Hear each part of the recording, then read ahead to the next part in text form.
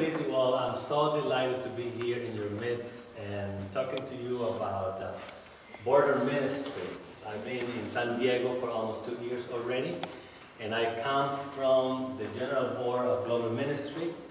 I'm with them, and I'm working on issues of immigrations and border ministry, working with the Methodist Church from Mexico, also helping CALPAC, the California Pacific Annual Conference, on issues of immigrations and border ministry as well. So this is in this capacity that I come to you and share what I do in the ministry. I'm also working with the Joint Commission for Church Extension in Mexico, that probably all of you know and are familiar, which Reverend Gail Gatt is the chair.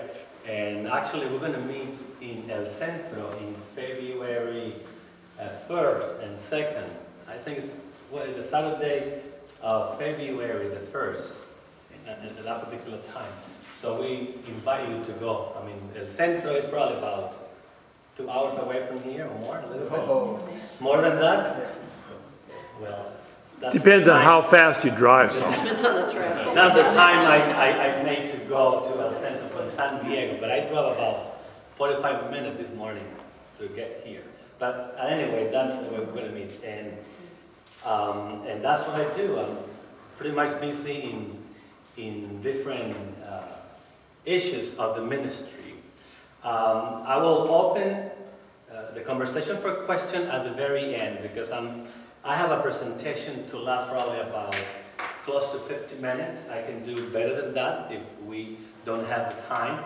But I was told that I have about 45 to 50 minutes, so I like to respect that and not abuse of your time with us in this present moment. When we talk about immigration, it's a tough issue, right? Because of what it represents. But for me, the best definition that I have for immigration is not, I will say, a political issue at all. It has to do with a social issue that pertains the humanity of people. So that's basically what I represent. I don't get involved too much into the politics of this, although sometimes it's inevitable that you have to go and see, and talk a little bit, bring in some sort of truth to the debate. But I mainly focus on responding to the issues of immigration, especially when it comes to deportations.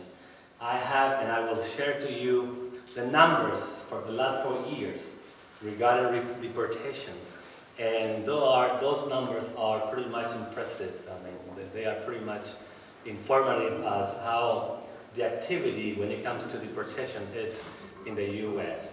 But I really like to start with, by the way, before I proceed, this is my daughter, Stephanie, and I know already the previous person introduced Stephanie, but she is Stephanie, and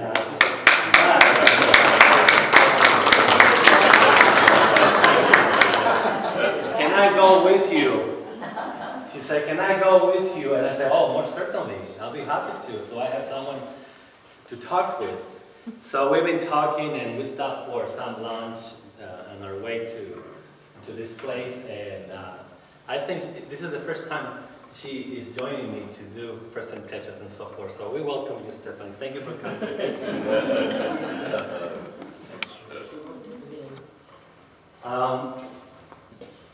One of the places that I have called a magical place is Friendship Park. For those of you who are native of San Diego or Southern California, I'm sure this is a familiar place. Friendship Park is not an official name. It's only a name made out by the people. The name of the place is actually Borderfield State Park. That is the official name from the state of California. But at any rate, Friendship Park is a historical place for many families. It's a binational bridge for family reunion. They have met and they have actually reunite since 1971 when the park was originally opened by former Lady Pat Nixon, who inaugurated the park. And since then, it basically has been the place of family reunion, a binational place, which I think it's a unique place in the world for this particular purpose. This is where two nations come together regardless of immigration status. And this is amazing.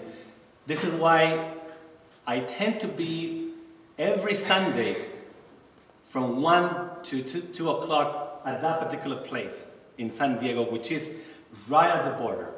Friendship Park is known to be a place of family reunion. And by the way, if someone would like to meet with a person from Mexico on Saturday or Sunday, that is the place to go. We have special permit from the Border Patrol to meet from 10 a.m. to 2 p.m. on Saturday and Sunday, permanently. So if you know someone separated by whatever the case may be, that needs to relocate or meet with a loved one, that is the place to go. They don't need papers, they don't need immigration status. The officer will let you in to the place, and the person will come from Mexico to the wall. It's just right there. This is an amazing place. This is Friendship Park, seen from the U.S. side, by the way. That is Mexico. This is Mexico. This is a bullfight place that they use for celebrations and so forth. But I took this picture from the park. This is the first wall, and you find the second wall. There are two walls in the U.S. and Mexico border. I took this picture. And that picture was taken from the inside of a Border Patrol car. Not because I was arrested, by the way. But basically because the place gets flooded every winter. And you have to walk from the gate all the way through the place of meeting. You have to walk about 2 miles if you want to go around the beach. And then, or if you want to go the alternative route, which is shorter, but sometimes that route gets flooded. So, anyway, we were walking for communion Sundays. And then the officer said, you know what, Saul, I can take you and your friends with me. And I said, are you sure? Yeah, let's go. I can give you a ride all the way to the gate. So then you take the car and go home. So that's what I did. But that is the gate that it is open every Saturday and every Sunday from 10 a.m. to 2 p.m. And it is interesting because this is the property the federal government bought around 2009 to build the wall. And they bought apparently the property from the state, Arizona and at least I know very much in California, that they bought that particular section of the wall to build the wall, by the way. But it is federal property. That's why we need a special permit to access there. I mean, you just can't go because this is not the state of California anymore. It is federal property. So the officers open the gate, and the gate remains open for 4 hours. You know, let's say every weekend. And then any family can access until now. So this is a very interesting place called Friendship Park. This is Friendship Park before 2009. This is a binational meeting by a couple. They having lunch together. She is in Mexico and he is in the U.S. It was allowed in 1971 by former Lady Pat Nixon to share a meal with the families with no restriction whatsoever. This is the same place now, starting from December 2011, I'm sorry. They built the huge wall, and now the wall prevents people from coming together, coming to proximity because of the regulations on the immigration law. it's hard now to see the people, but at least you can still meet and spend a good time. I mean, you can touch the fingers of the person only, that's what you can touch. But this is how things have changed from the previous years, from 2009 and on. I have a video that probably we don't have the time to watch, but I was there when they were finishing building the first wall, the wall that divides Mexico from the U.S. And this was taken in December 17 of 2011. They were mounting the final pieces of the historical monument where the actual wall would stand.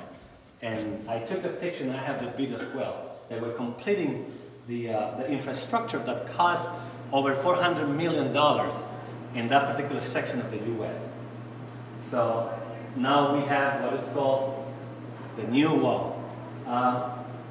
Because of that particular situation, a pastor friend and I, that probably you know more than myself, because I've been here in San Diego for almost 2 years.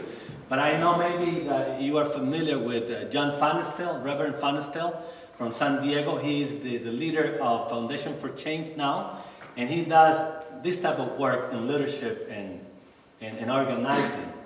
John and I met in September, early September, and we know the situation with the families. And John said, you know what, Saul, why don't we come together and start a ministry of presence?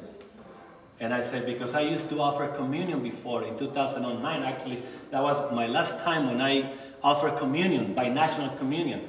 And I say, you know, it sounds an interesting idea. So we met in the second week of September, and we started what is called now the Border Church. This is not a formal church, by the way. We don't have members. This is more like a ministry of presence for families separated by immigration. And we encounter many families every Sunday and every Saturday that are divided because of immigration issues. So we come together every Sunday in that particular historical place called Friendship Park, in that federal property with restrictions, and we offer communion binationally. Either John goes to Mexico or I go to Mexico and have the bread and the juice and just be witnesses of the love of God to those who are separated by whatever the reason. And we have done it almost for 6 months by now. And we are there every Sunday at 1:30. We close actually the meeting with a binational communion. This is when we consecrate the element and perform the act of communion. The person in the picture right here is George Dominguez. He is the General Deputy of Mission and Theology of the General Board of Global Ministry. He came and witnessed what we do in the border every Sunday. And the occasion was Posadas Sin Fronteras, or Posadas Without Border, that we also celebrate annually for the last 19 years. So he came from New York and then helped us to proceed and lead with communion. This person on my left is Amanda Bacchus. She is from the interpreter from United Methodist Communication. They came upon my invitation to see what's going on in the border. So she spread the word and allowed and talked to the people from United Methodist Communication, and they came and produced a video of the ministry and of the Posada Without Border. And the video is up there in YouTube, and I'll have it for you in a few minutes. So, because they value the importance of this ministry that is not formally a church, because you may encounter a person every Sunday that had never come to the meeting. It's the first time he comes or she comes. So the people who comes and gather every Sunday on both sides of the border actually are new people every Sunday. This is the elements of communion that I use: a Bible, the bread, the juice, and a United Methodist cross with a flame, and obviously a bilingual Bible because the celebration is bilingual. Either I do translate to John or John translate to me, so we do it vice simultaneously. And this is John in 2009, just way before I was in San Diego. John offered communion, John Fanisdale, and this is a binational celebration, but at this time, they can actually share the bread and the juice. Now we can't do that. It's not allowed to share and to pass anything through the fence. It is prohibited entirely. But this is John in 2009 when that was the last time he offered communion because he was prohibited from offering communion. And now this is the wall. This is the bottom of the wall. I'm here in the U.S. side, consecrating the elements, the cup, the juice, the Bible, the bread, and the people who came in the U.S. side at that particular moment. We form a circle, and we pray for the wall, and we pray for the family separated by whatever is the reason of the separation. So we are there every single Sunday. I heard this morning that because of the rain in San Diego and Tijuana, John is performing the ceremony via virtual, online. So if you want to know more about the Border Church, please go online. We are there, we have blogs, and we report with pictures every single Sunday. Also, we are on Facebook. You can find us on Facebook. The Border Church, El Faro, La Iglesia Fronteriza in Spanish, and we do celebrate. Historically, this is the place, that place right here. It's a circle divided by the wall, half divided. In the middle of the circle is the wall, but that's the historical monument that lays in the Mexican side. This is the place where we meet, and this is the place where we celebrate the annual Posada every year in December, either the first, second, or third week of December. This year, actually 2012. The organizing committee of Posadas Without Borders invited me because they know that I'm a missionary with the General Board of Global Ministry working in that capacity. So they invited me to be part of the organizing committee. So when you are part of an organizing committee, you have voice and they listen to you, that's a good thing. When we do everything in cooperation and they respect your ideas. So I propose our Bishop Minerva Carcaño to be the keynote speaker. And I say this is the reason why she is the official voice of the College of Bishops on Issues of Immigration, and I think she can do a good job in this respect. So I sent her biography and everything she has done toward this particular purpose.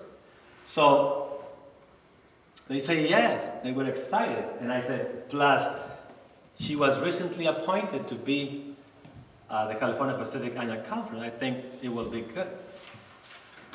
So she accepted.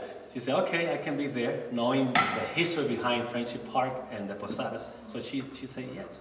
Fortunately, we have the United Methodist Communication from Nashville that came and documented and produced articles and produced a video. And this is the actual video that was produced. On a sunny December day, where the U.S.-Mexico border wall rises from the Pacific Ocean, families unite as best they can. I have not been able to see my sister for the last 2 years, and it's been just a few minutes ago that I was able to see my sister through this fence, through these little holes. This is called Friendship Park, a unique place where those on each side of the border can get close enough to speak, even touch, through the metal mesh. 2012 is the 19th year of this binational, bilingual Christmas celebration called Las Posadas. Posada means lodging, and it represents Mary and Joseph's attempt to find a place where they are welcome, where there's room for those from another land. It's a chance for separated families to celebrate Christmas together, yet the unmoving wall is a reminder of Mary and Joseph's experience of rejection. And all I want is just to go home, to my kids. Nancy Romero's mother brought her into the U.S. when she was 6 years old. It's the only country she's known. And no matter what they say, that's still my home. And my family's there, and I just want to go back. That's all I want, just to go back. As an adult and mother of 4, Nancy was discovered and deported. I grew up there, I got raised there, and it's not fair. The stories and the tears are plenty. Las Posadas remind us that God indeed does stand with the fullness of God's compassionate heart with those who suffer. United Methodist Bishop Minerva Carcaño says it's important for Christians to stand for justice for these families. This is an event that brings light to the issue of broken immigration laws and the suffering of immigrant men, women, and children. I've seen so many people at Friendship Park cry with their loved one through the fence, and I do believe God is crying with them. Reverend John Vanestill is a United Methodist Extension Minister. He and United Methodist Border Missionary Reverend Saul Montiel minister to those who live along the border. Primarily hygiene elements like dog, toothpaste.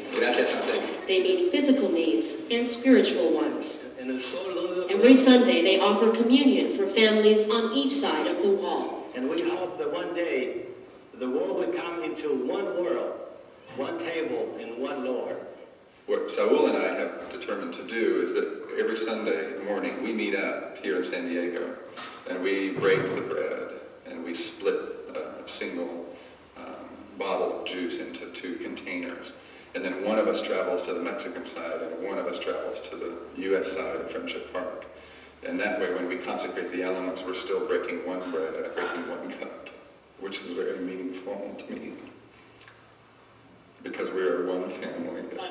This is one bread. Es un pan solamente. This is one body. It is our responsibility to express to the world that we Methodists care for those who suffer, that we Methodists are in solidarity with families who have been deported from the U.S. and they are suffering right now the separation, the absences of their loved ones. Please give me hope, Elise. I'm so close to my kids. And that's all I want is just to see my kids one more time. But they will be able to touch. Pero podrán tocarse. They will be able to hug. There is hope that hearts and laws may one day change and walls will no longer divide. And may God bless you all. Until then, for a few minutes this Christmas, they worship together as one family under one God.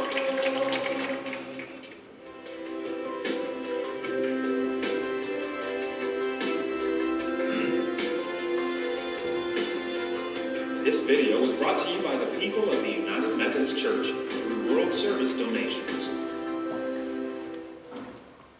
Okay, that was the piece that United Methodist Communication produced back in December, and they did it in Spanish and also in English. There is a video also in Spanish with the same thing basically, but different words, and it's somehow different, but this is part of the ministry that they did to portray the issues of the border in a more humane way. Okay, shifting a little bit to the other part of the ministry that I do.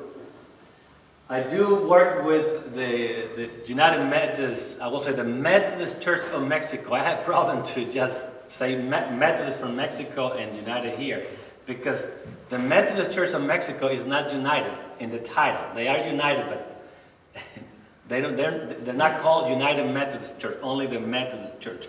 But I work with them in different capacity.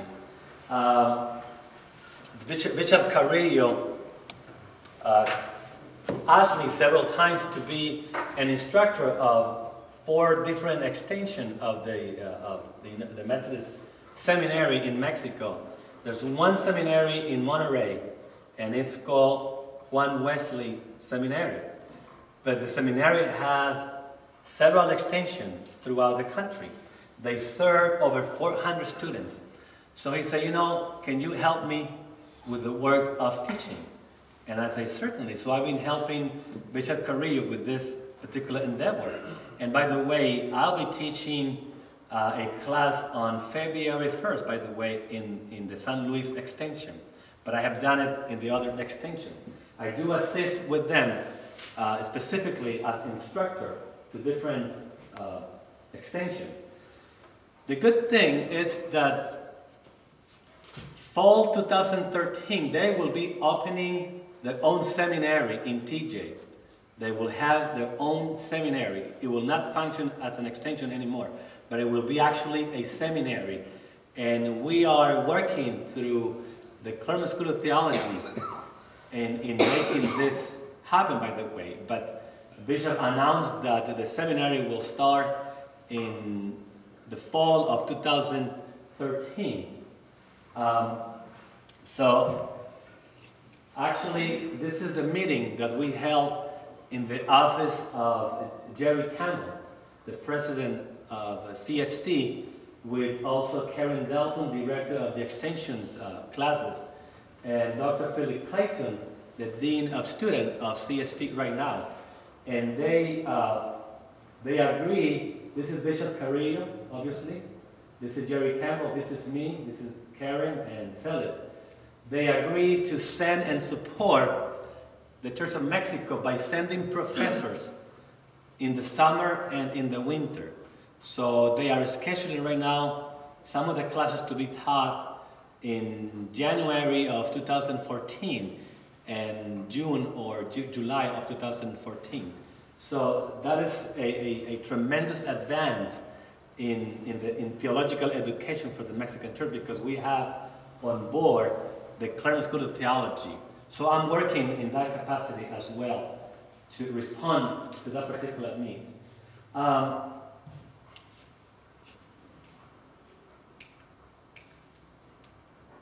One of the things that the Mexican church also does is responding to the issues on the border. And I always bring help from AMCOR and also through the United Methodist Mission Network, the border network, that work from TJ all the way through Tamaulipas and the Gulf of Mexico, responding to different needs of the migrant. But so that you know how things are in the border, this is a glimpse of what's really happening right now when it comes to the numbers of deportations. In 2009, there were 601,356 deportations. 232,000 were sent to Baja California. This is not before Christ. This means Baja California. Okay? They were sent to Baja California, which basically comprised TJ, Tijuana, Mexicali, and Tecate. Tecate is a very small town. But the great majority of the deportees come to Mexicali or TJ. Maybe half of those will come to Mexicali and TJ every day. This is a very high number for 2009. 601,000 in 1 year. In 2010, numbers were down a little bit. 469,000. And the same 0.5% goes to TJ and Mexicali. The number of them on a yearly basis will go right there. 2011, 405,000. And recently, they were down. They were to 369,000 of deportees. And 50% of them will go to TJ and Mexicali. So that gives us a tremendous responsibility to respond as a missionary and also as the Church of Mexico. So they do their best in respond the best they can. This is a place called El Bordo in TJ. This is basically where they gather. You can find up to 800 of them. And several organizations feed them, provide health kits like me, hygiene items, and spiritual support as well, because many of them will remain 1 month in that particular place, or they will find a job, or maybe they will go back to the place of origin. But in the meantime, they stay there, and they live down the Tijuana River. That's where they stay. There's no place. I mean, the few shelters that are in TJ are so few that are not enough to respond to so many needs. But so you have an idea how the border works in this case. It can be chaotic, honestly. It can be really chaotic. You never know who you're going to find. But even at the border church in Friendship Park, you'll find people who are deportees right there. So we always keep our health kit with us, some blankets and medicine. You know, this is what we have. I know you are on the journey, back home, but this will help you a little bit. We're not going to give money because we don't have money, but we certainly can provide some help for them. These are basically pictures of the communion. And this is the United Methodist Communication team that came in December. This is the reporter, the guy from the camera, Amanda, and this is Mike Dubios, I think that's his last name, the professional photographer from United Methodist Communication.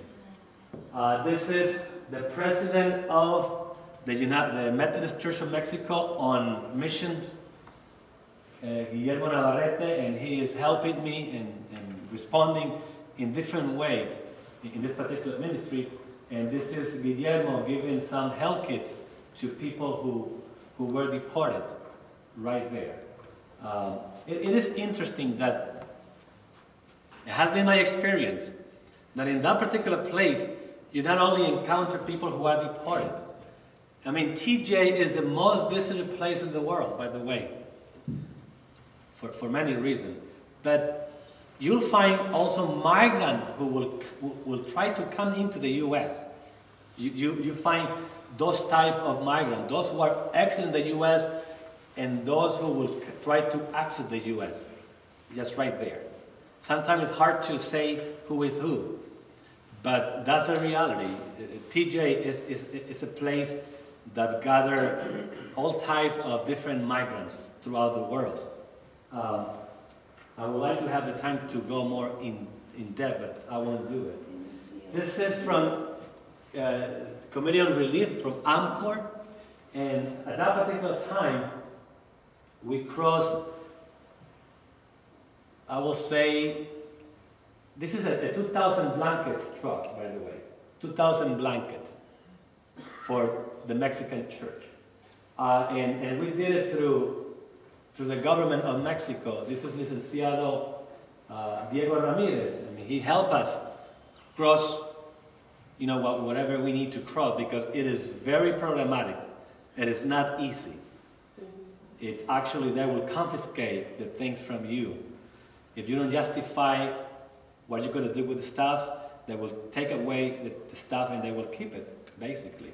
So you have to justify and work through the Mexican government to justify your ministry and to assure them that whatever we cross will go to the hands of the people who need it. So we were very successful in crossing thousands of health kits.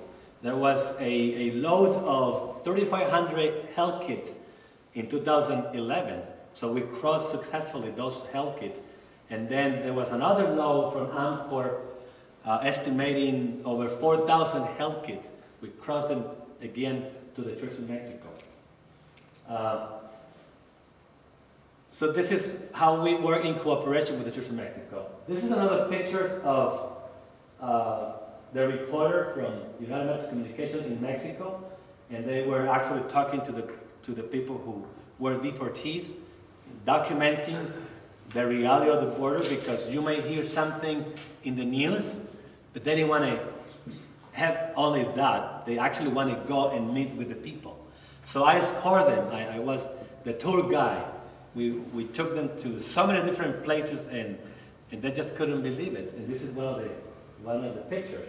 This is 3 mothers crying because they are being separated from their children. Also at the border church, right on Friendship Park. Family separation. Wow, this is interesting. This is not Mexico. It seems to be like a third world country. But this is actually the US. I joined a group of people that work with migrants in the US.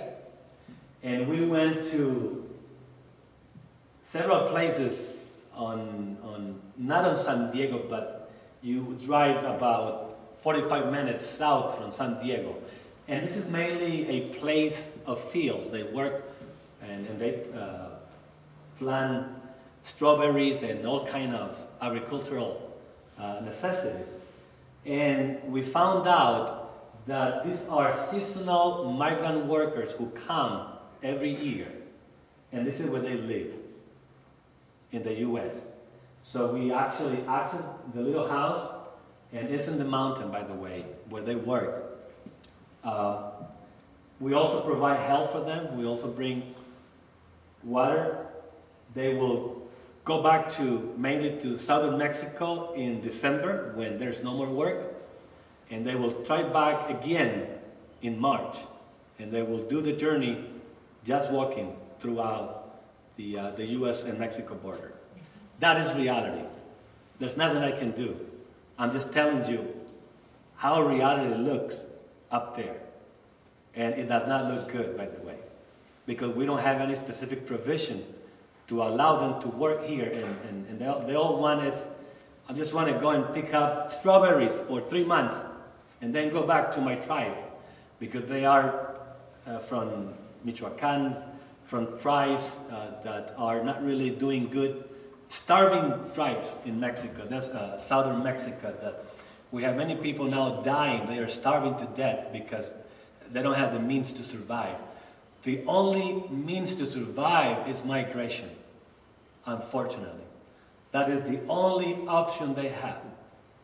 So many of them will die in the desert of Arizona. There are over 200 deaths every year trying to access the US dream. And many of them, they just want to come seasonal for a few months and then go back. They won't bring their family. So we found them in the mountains of San Diego, North San Diego. And this is where they live. They will vacate these little houses when they leave. And I talk to them. I do have the picture, but I don't want to show the picture because I don't have their permission. But they say, you know, many of them speak dialect. Their Spanish is so broken. But they speak Spanish, but so broken. But they mainly speak they dialect. And they say, you know, all we want is to survive. Some of them live in a car, and this is not a movie, by the way. This is a reality that is happening right now in the US and Mexican border. And many of them will be right here in a decent place. And we met with 200 of them in the US side working in the avocado industry in San Diego. Actually, Fallbrook, and many other ranch around the area.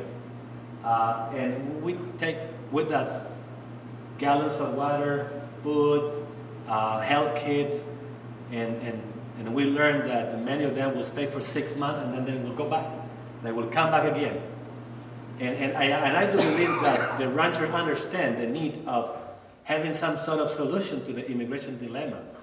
But they say, you know, we would love to help. We would love that they have some sort of legal means so they can work faithfully here and we use their labor. But unfortunately, there's no any means for us to provide some help. But they realize of the needs of their labor. This is Elizabeth Hernandez. I learned that if I want to do ministry with Mexico, I got to have the government on my side. And not with politics, but only when it comes to humanitarian help. This is the lady that I met last year, and we became good friends now. She works for DIF, the Desarrollo Integral Familiar, which means an entity that works with the family. It's integral for the family. So she comes to the U.S., to San Diego and Los Angeles every Wednesday and Tuesday of every week. And she crosses whatever is needed. So we use Isabel as a contact. Actually, Gail, Isabel will help us to cross the shares, 120 shares that Jim Oliver got from a church in Los Angeles somewhere. It's already done. She will cross 120 shares that will go directly to the Encinitas camp meeting in Tecate. So this time, she's in my house collecting toys for families and poor children in Tijuana. We crossed about 500 of them with no problem, no fees whatsoever. So we continue to work in collaboration. Also, and I'm about to finish, by the way, I do border tours. This is actually, these are students from the University of San Diego that I guide, and we walk the walk, by the way, the border field walk. It's about 2 miles. And I explain the history of Friendship Park and actually took them to the actual historical monument. So they belong to University of San Diego, USD. There were about 12 of them. These are Dr. Helen Helesadev Jamir. I hope I'm pronouncing her last name correctly, from Claremont School of Theology and Lincoln University. They also took a group of students to the border as a part of a class requirement. They were getting credit, by the way. So I helped Helen with this particular class and endeavor, and I guide to them. So if any one of you would like to participate or take your church to the border, I'm be more than happy to provide leadership for you in the U.S. and Mexico. If you want to participate in a more extensive tour, I'll do it bi-national. I'll do it in San Diego and also in TJ. And we provide, you know, what is needed in this case. I close with the Joint Commission. The Joint Commission for Church Extension in Mexico is very active in the border in different capacity, with construction, with migrants, church leadership, with training. But at this time, this is a meeting that we have in Tecate, and we close with a prayer. This is Gail Gatt, by the way, the chair, the president of the Joint Commission. This is a project in progress. They're working as I speak on this. But this will be the main sanctuary of the camp. We're working right now. And the share that we're going to cross will go directly to this particular place. And this is where we pray for our breakfast. We were ready to have breakfast. But I work with the Joint Commission as well in different ways, in different activities that I assist through the Church of Mexico and through the Church of the U.S. as well. Lastly, there is one vocational school in Mexicali, and it's primarily for women who wanted to learn a vocation, to do some art, or there are about 10 different disciplines that you can learn. So we're supporting this through different ways. We also support with money. We also provide with school supplies and so forth. But this is Bishop Carrillo, and these are the leaders of the school. They produce dolls, and they produce manual art to be sold and get some profit for survival, basically. So in a summary, that's what I do. I hope you have a question, and I'll be happy to provide answer for you. If you have any question, I'll be happy to continue on with the conversation. What can be done to change the immigration laws? I mean, we need the Mexicans up here, and they need to be up here, and it's difficult with the way the laws are. So what's the church doing to help change the laws? That is an excellent question. There's many things we can do. I think the first thing we can do is bring some conscientization to the issue. That's what I'm doing right now with you. Because the talk that you hear up there is not the talk that we hear on a daily basis, on the ground, on the basis. There are two different stories. When you see an event from far away, you have a different perspective. But when you actually are closer to the event and witness what is happening, then you have a different perspective. I will say, talking about the issue, not being afraid to talk about the issue because it's a reality. Be very supportive and be very peaceful of those who disagree. I don't think that will help at all. But at least initiate with a conversation. Initiate with a conversation and talk about the issue. Respecting anybody's opinion. That is actually one of my ethical principles of my ministry and leadership is respect, by the way. I do believe that we have to respect people, no matter who they are. Even if they disagree with me, I still have to respect them. I have to love them, no matter what. So talking about that, it will be extremely helpful to be part of the solution, I will say. They are working on a bill right now.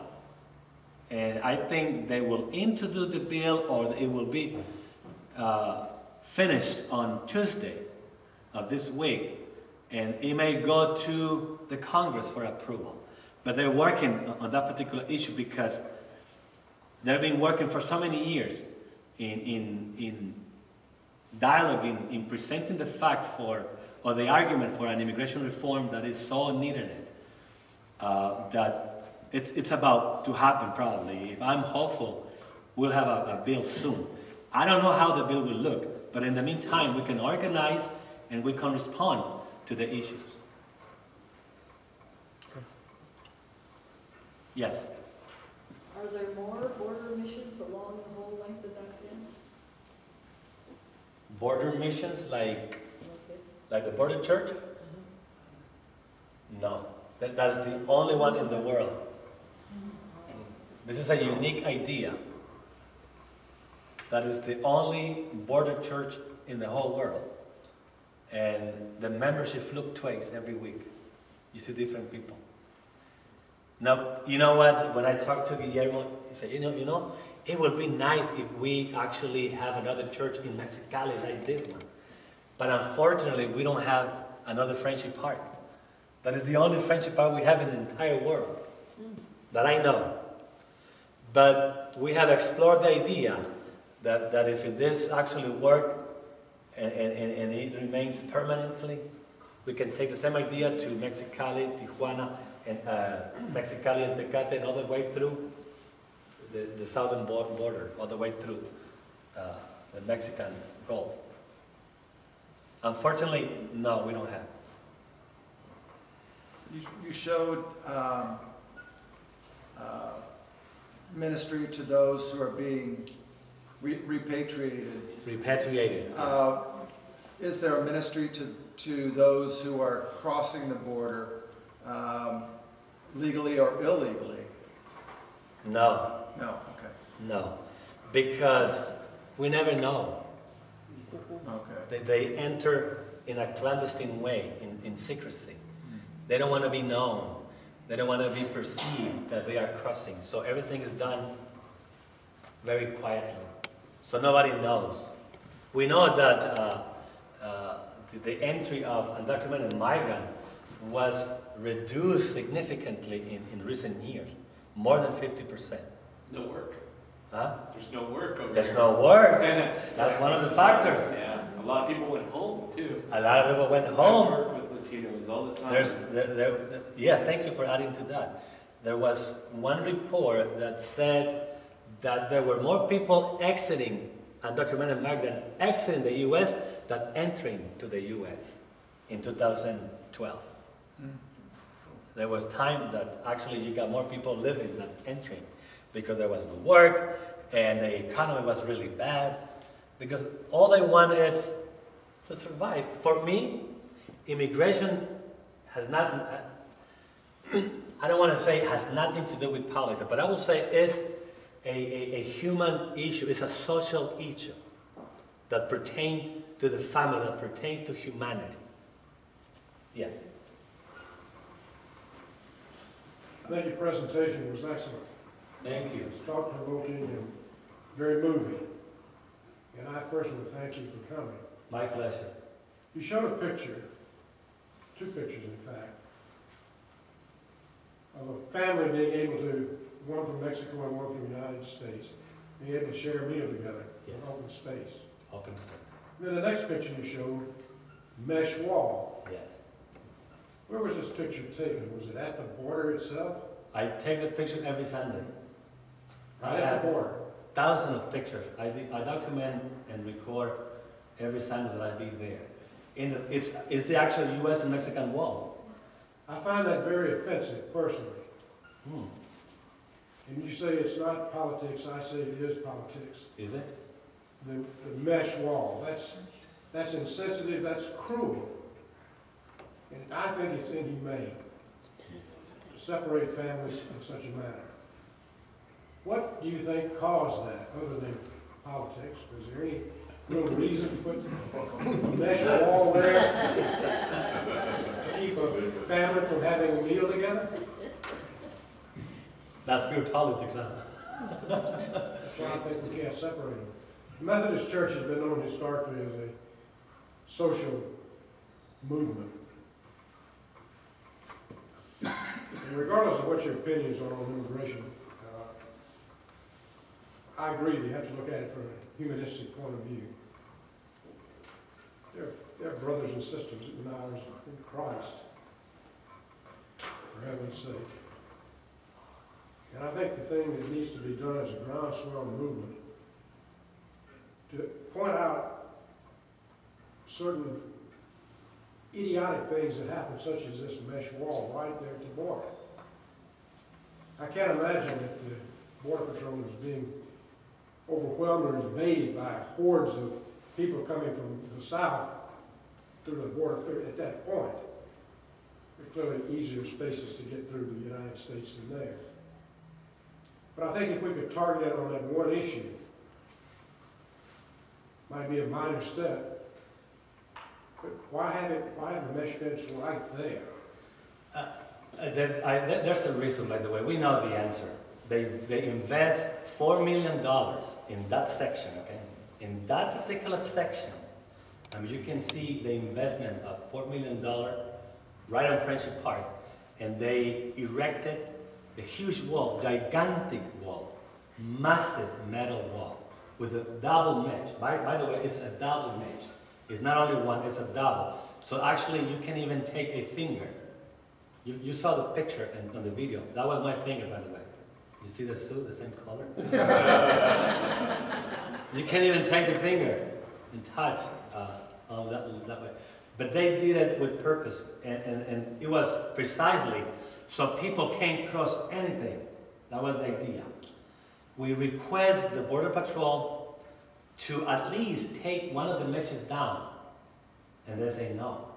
But we continue to ask, you know what, can you take the mesh down so actually we can talk and see each other's face? But they have denied 2 consecutive times. Who requested? Reverend John Fanistel. Actually, maybe the bishop could send a letter. The bishop is already in this. That's why she was invited to preside, by the way. And she has a heart for this.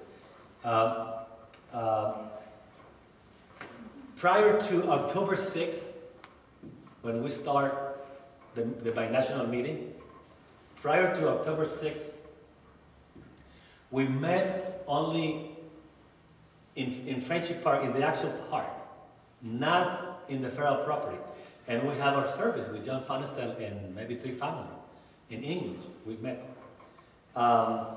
And we witness every Sunday that the Border Patrol agent used his own discretion to allow family to access to the wall. And we saw when he denied access to the families who travel from San Francisco, families who travel from Veracruz, Mexico, to meet with his brother, because this is people who knows already in Mexico and other part of the world that Friendship Park is unique for family reunion. They know. And some of the people in San Diego don't even know that there is such a place like this one. So they deny several times. So John met with the Border Patrol and said, you know what? You're not respecting the time of meeting.